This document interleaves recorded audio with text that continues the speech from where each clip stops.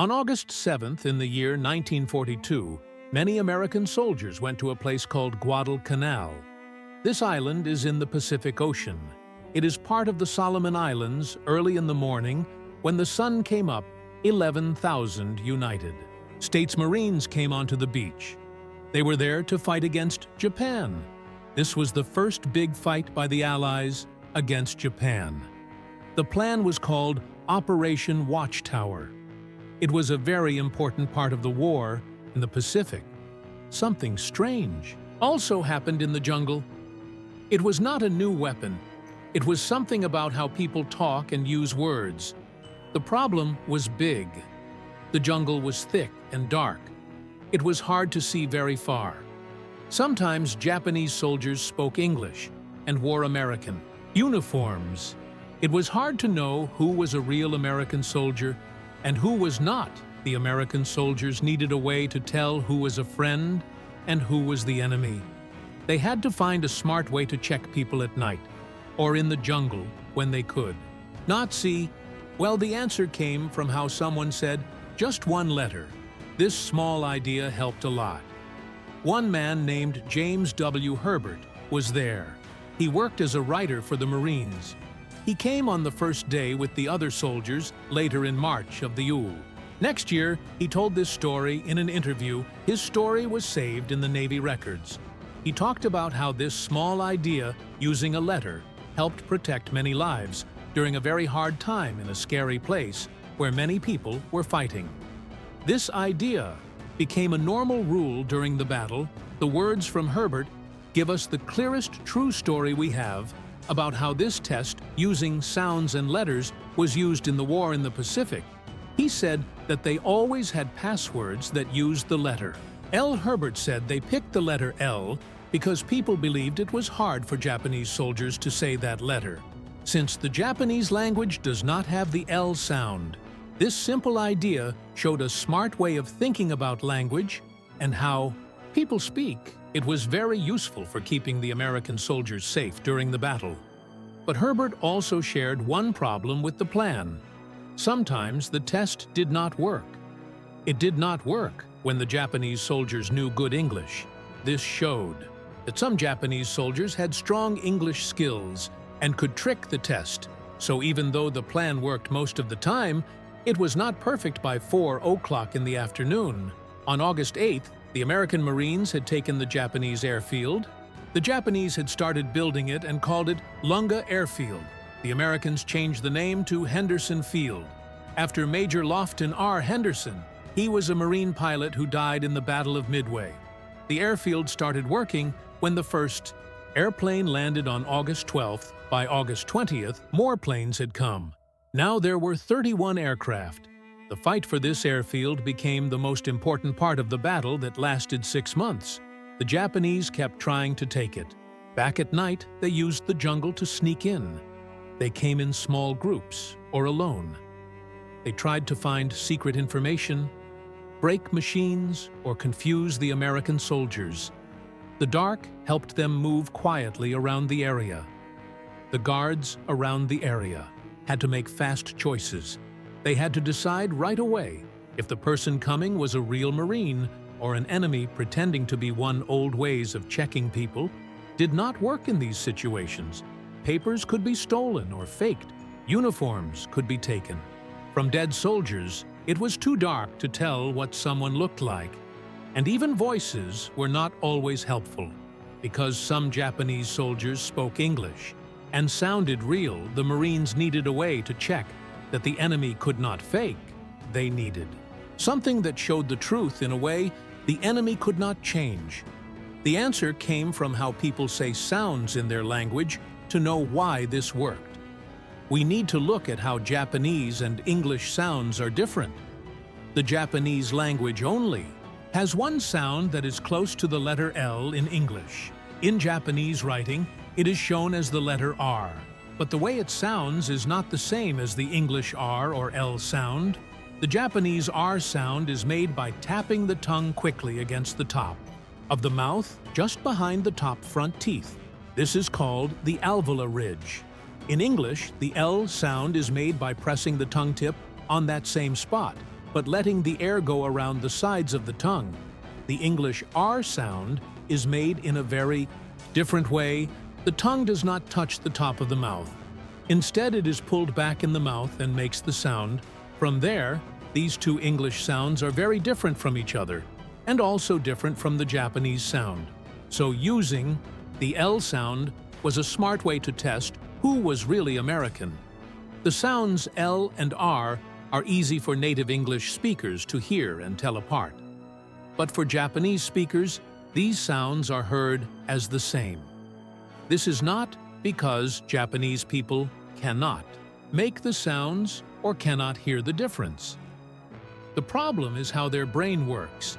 When Japanese children learn to speak, they put these two sounds into one group in their minds. Japanese speakers can learn to say both sounds if they practice, and they can hear the difference if the sounds are played by themselves. But when the sounds are used in talking, their brains think they are the same sound. So when Japanese people hear English words with L or R, their brain hears both as one Japanese sound. This idea was studied during and after World War II. Scientists like Goto in 1971, Miwaki and friends in 1975, and Takagi and Mann in 1995 found that Japanese speakers had a hard time hearing the difference between English L and R even after learning English for a long time. One study found that Japanese people who lived in the United States for more than 12 years still had more trouble than native English speakers to tell L and R apart. Another study found that if the sounds were changed to sound less like real talking, Japanese speakers could tell the difference as well as English speakers. This shows the problem is not hearing the sounds, but how the brain understands the sounds as part of language. This was very important for soldiers because it helped them find Japanese spies who tried to speak English but could not say the L sound right. This small trick helped keep soldiers safe. For soldiers trying to sneak in, this language fact was a big problem. Japanese soldiers who studied English and knew words and grammar could still give themselves away because of how they said words with the letter L. They could talk English, but the way they said L sounds was not something they could control. When they were tired or nervous, they said the L sounds like they did in Japanese. The brain learns sounds as a child and keeps those sounds for life, even if adults try to change how they speak. The Marines used this idea by using passwords with many L sounds. The password had the letter L because Japanese speakers had trouble saying it right. When a guard said the password to a person coming close, a real English speaker would say it right without thinking, but a Japanese speaker would say it wrong and sound strange to the guard. One word is written about in history.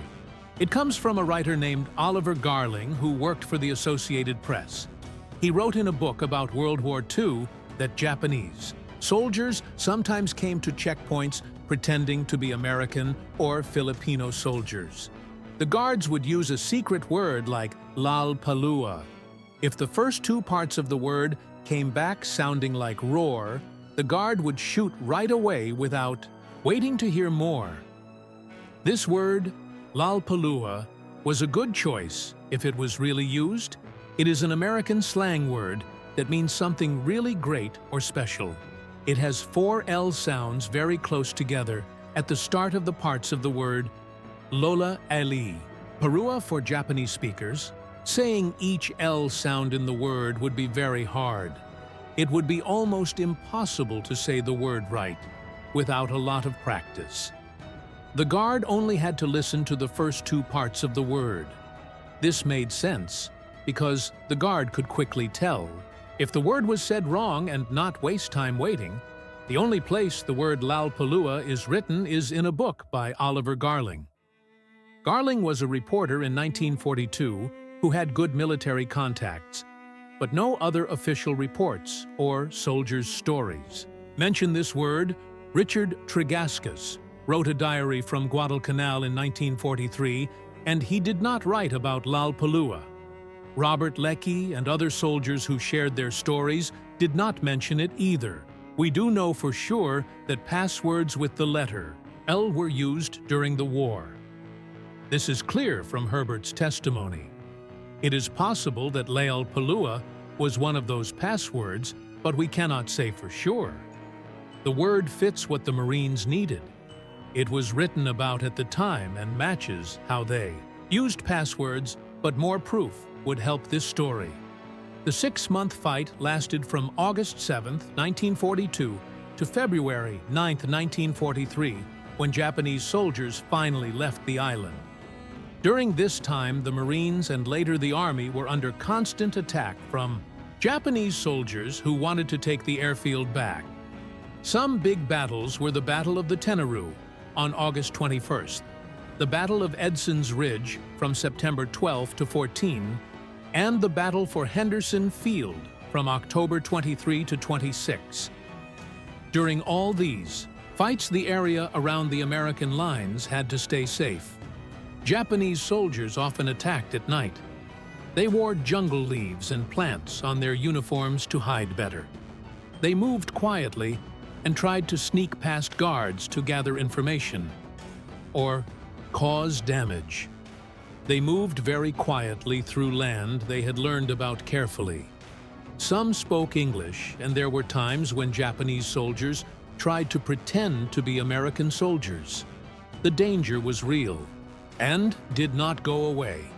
Hurlbut said in his interview that there was another way to tell who was enemy.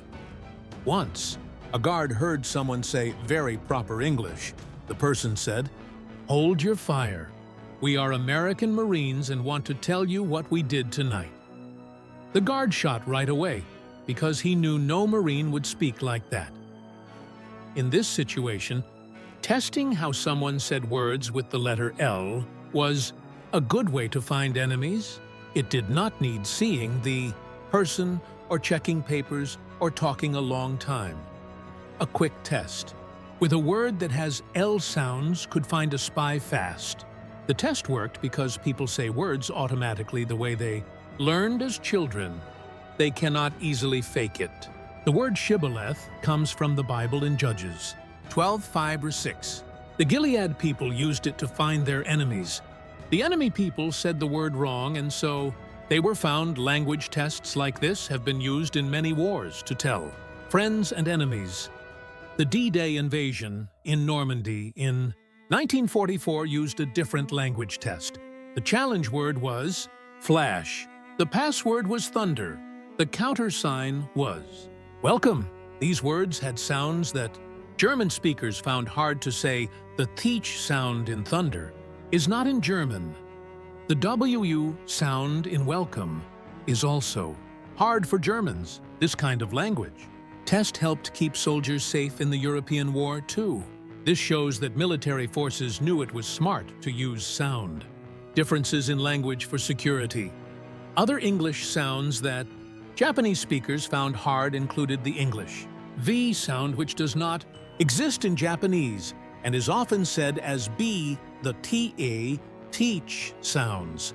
Both the voiced and voiceless ones were also hard, and English has many more vowel sounds than Japanese, which only has 5 good passwords, used these hard sounds, but the L and R sounds were used most often.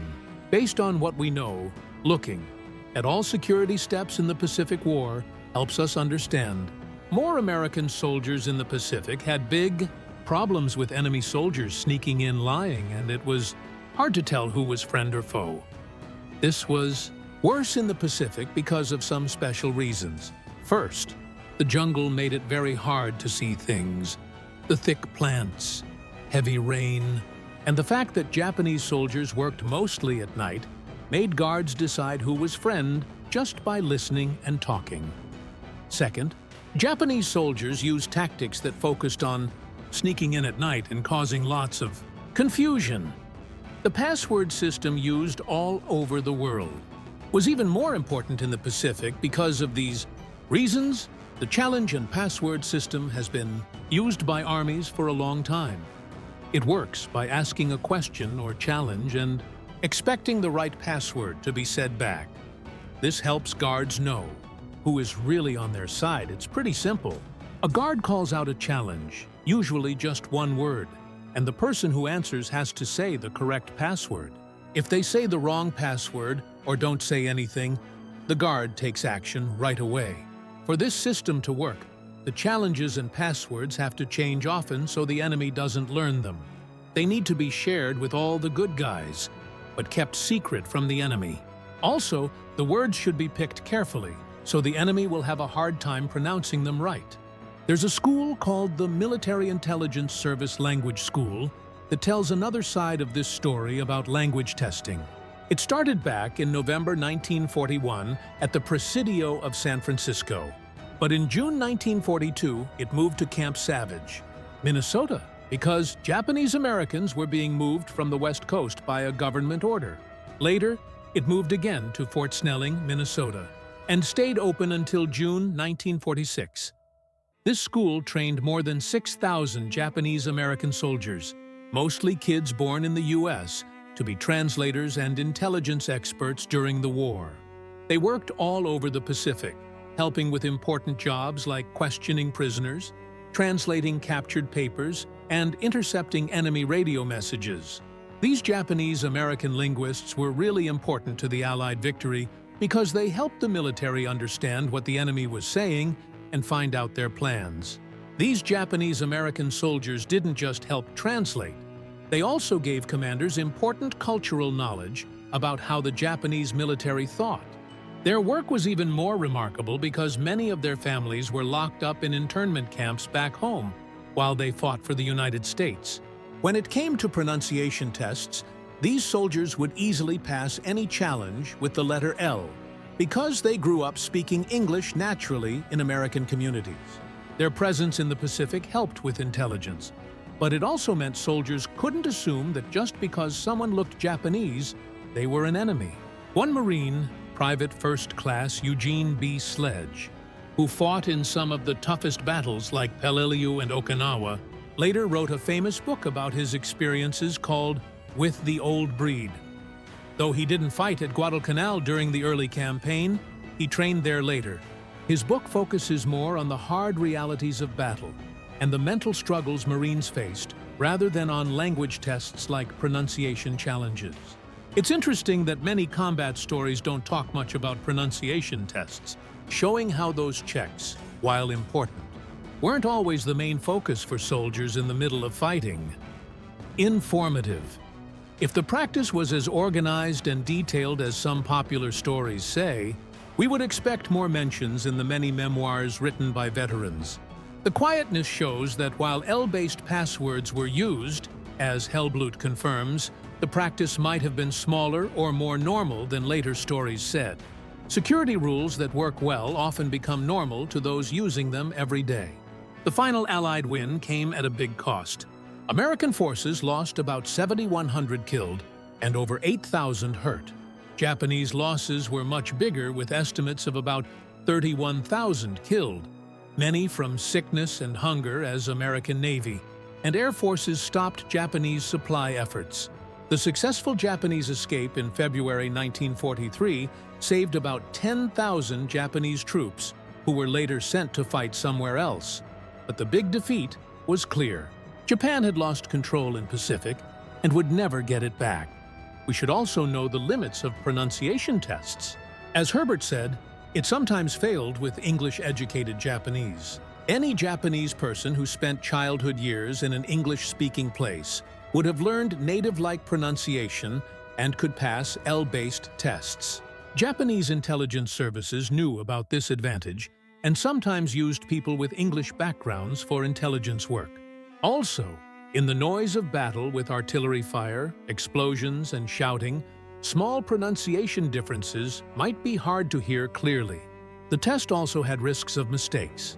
American forces in the Pacific had soldiers from many backgrounds, including Filipino scouts and soldiers, Chinese Americans, and others whose English might have different pronunciations or accents.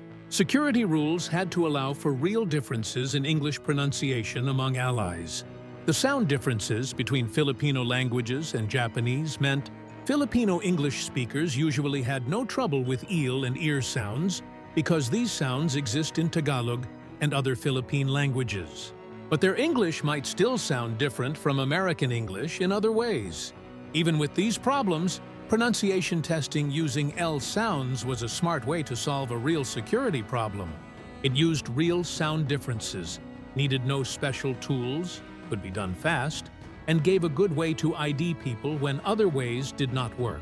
The test worked because it used something basic about how people learn language.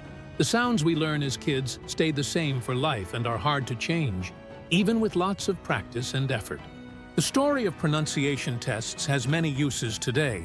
For historians, it shows details about security work during the Pacific War. For language experts, it shows real examples of sound knowledge. For everyone else, it gives a cool example of how language can be used in war. But most of all, it tells us to be careful about history and to know the difference between true facts and made-up stories. The true part is clear and interesting. American forces at Guadalcanal used passwords with L sounds to find Japanese spies who had trouble saying those sounds right. This was reported by people who were there. It makes sense because of the sound differences between Japanese and English and was a smart idea for real security problems. The word lalua appears in one source and fits well, but more proof would help. Outside this true part, many stories add things that can't be checked. Made-up numbers that aren't in records and claims that the test was used all over the Pacific, but no proof for this. These extras make the story exciting but change history and give wrong ideas about how much pronunciation testing was used. The honest history with proof is good enough. It shows American forces solving jungle war problems, using language differences to stay safe, and trying new ideas fast to fight threats. It shows how watching carefully, good intelligence, and trying new ways helped a lot. And it shows what daily fighting was like in the Pacific, where keeping things safe, identifying people, and stopping spies were big challenges for American troops. The Marines who made and used pronunciation tests deserve credit for their smart ideas. The bigger story of the war reminds us of the human cost and how hard military work is. The Japanese-American language experts who served in the Pacific, often while their families stayed in internment camps, showed loyalty and skill in very hard times. Their help was important for winning, and their story adds more to how we understand the Pacific War. In short, the real history shows that American Marines at Guadalcanal used passwords with L sounds to find Japanese spies. This was told by war reporter James Hurlbut and used real sound differences between Japanese and English.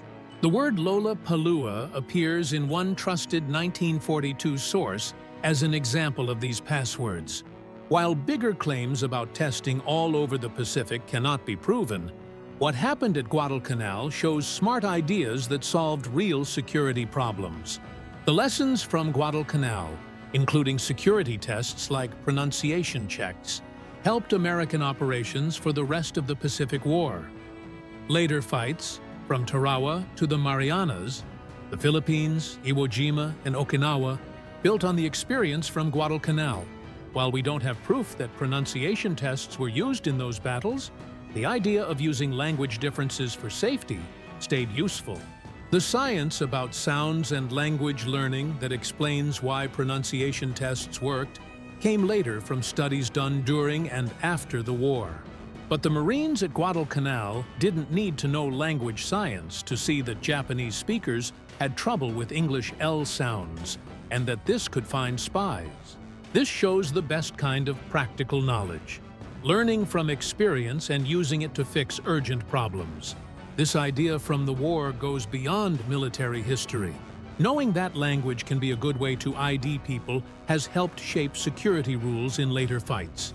During the Vietnam War, American forces used similar ideas, but changed them for different language differences. In newer wars, language study has become more advanced, using voice stress checks and dialect spotting tools that go beyond just pronunciation tests. The moral side of pronunciation testing is also important to think about.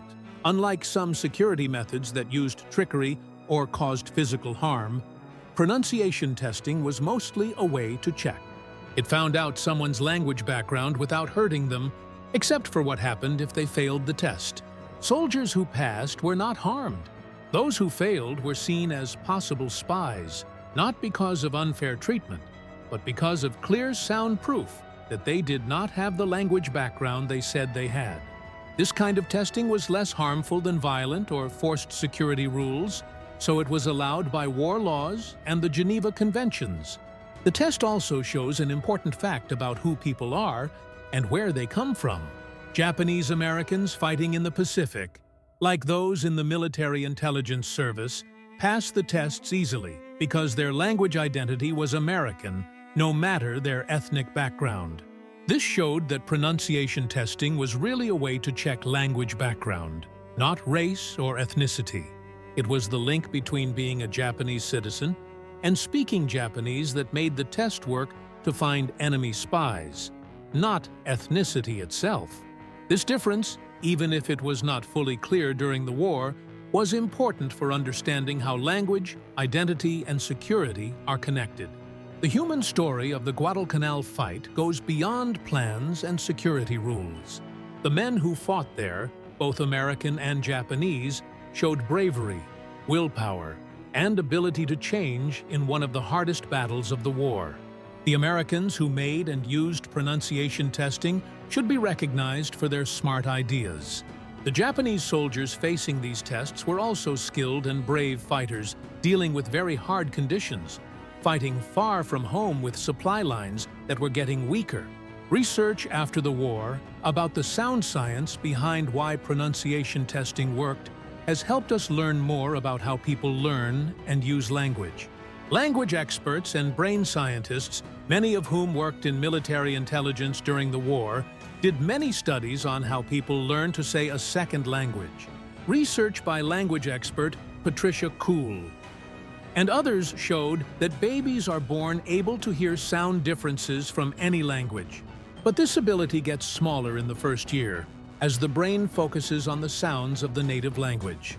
This brain change to native sounds is important for good language use, but causes the exact limits that made pronunciation testing work in the war.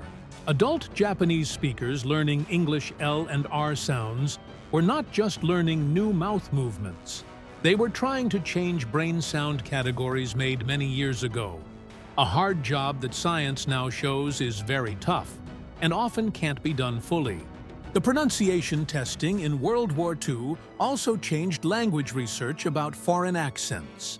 Before the war, accents were seen as just wrong speech that could be fixed by practice and teaching.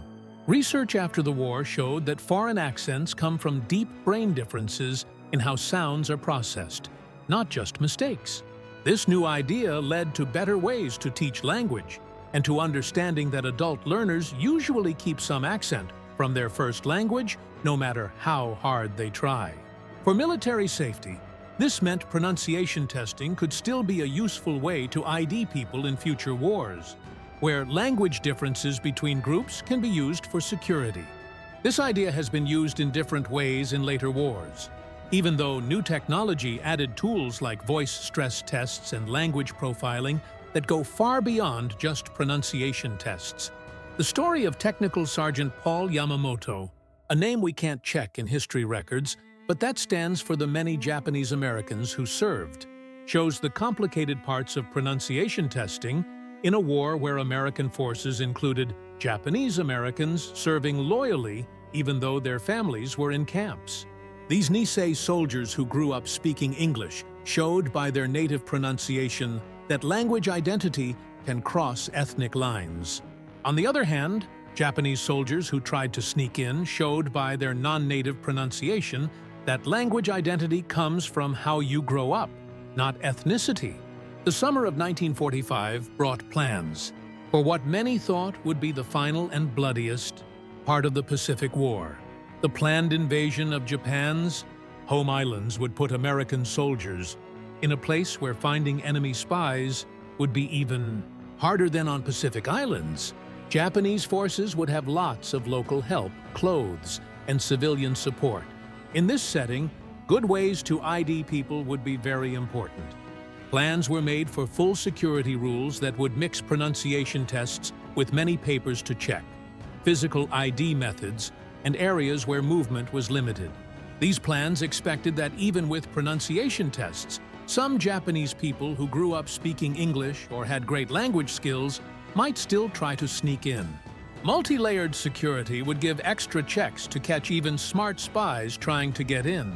These plans were never fully used because Japan surrendered after the atomic bombs hit Hiroshima and Nagasaki. But they showed the result of many years of improving language security methods. After the war, many secret documents about security in the Pacific were made public. These papers gave interesting information about different parts of the Pacific War. Historians found many records about making, using, and how well security methods worked, but clear proof about pronunciation testing was mostly only in Hurlbut's story and the Gramling reference. This story reminds us that winning a war depends on many small, smart ideas made by people solving problems quickly. Knowing that language differences could be used to ID people showed smart thinking and flexible tactics. Using L-based passwords at Guadalcanal, though maybe not as big or fancy as some stories say, was real new thinking that solved a real security problem. Today, the story of pronunciation testing at Guadalcanal is a small but important part of the Pacific War's history. It shows how language, a very human trait, can be used in war. It shows how knowing language differences can help in battle. It also shows that winning wars often comes from mixing big plans with many small ideas made by soldiers solving problems right away. Looking carefully and honestly at the history shows both the good and the limits of pronunciation testing as a security method. It worked at Guadalcanal, giving soldiers a quick and good way to find possible spies. It made perfect sense because of the language facts about Japanese and English sounds, but it was not perfect. Not a big Pacific-wide program, and not the big operation some stories say. By knowing what real proof shows and being honest about its limits, we respect those who fought in the Pacific and keep true history. The Marines at Guadalcanal faced big problems in one of the first major American attacks in the Pacific War. Their smart ideas like pronunciation testing, along with their bravery and will to hold Henderson Field against many Japanese attacks, helped win an important victory that changed the Pacific War's path. The true story is strong. American forces used basic differences in how Japanese and English speakers say certain sounds to make a security method that was simple, worked well, and was hard to fake. Using language knowledge, whether from learning or watching closely, was the kind of smart idea that helped the Allies win in the Pacific.